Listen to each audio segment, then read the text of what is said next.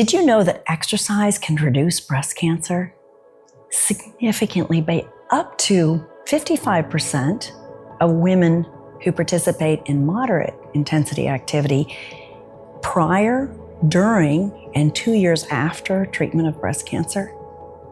And if they hadn't been exercising prior to treatments, it can reduce their chances of recurrent breast cancer by 46% and decrease their chances of all-cause mortality 2 years after treatment up to 43%.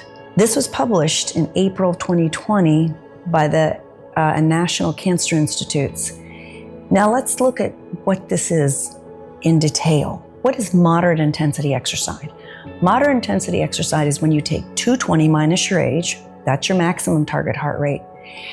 And the range of moderate intensity exercise is your heart rate running between 50 and 70% of that maximum heart rate. So women who were able to maintain exercise, whether they were biking, walking, on a treadmill, rowing, dancing, doing weights and lifting, and they maintained their heart rate for up to 2.5 to 5 hours a week.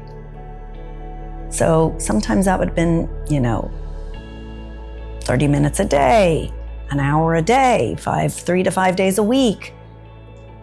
They did this before, during, and 2 years after treatment. Again, it dropped their chances of recurrent cancer by 55%. Exercise is big, ladies. And men who have breast cancer, exercise is really big. It dropped, if they were exercising before diagnosis, it dropped their chances of all-cause mortality death by 68%. And those of you who didn't exercise and are going through treatment now, remember, the range of moderate intensity exercise is between 50%, again, of that maximum heart rate. So you don't have to work out at the maximum heart rate. So that's 220 minus the age, that's the maximum heart rate. Taking 50% of that, half of that, or as much as 70% of that, and keep your heart rate within that range for 2.5 to 5 hours a week. So days you don't feel great, you don't have to do it, but there's so many other days during the week. This really improves your chances of getting rid of that cancer forever, for at least the 2-year period that they studied this. But that's big. That tells us how important exercise is to relieve stress, to actually help our body fight and keep our immune system up. And then if you layer that with eating healthy vegetables that haven't been sprayed with chemicals, and if you have, but you're eating more vegetables and processed foods, you're still going to be better, and getting to sleep on time. These are big, big outcomes. So my goal for you guys, start exercising. And if you say, Dr. Klios, my knees hurt, my hips hurt, I get that from so many of my patients. I said, do 5 minutes, 5 times a day. You don't have to do it all at once. Just count up all the time that you're exercising, and everything counts. Add it up.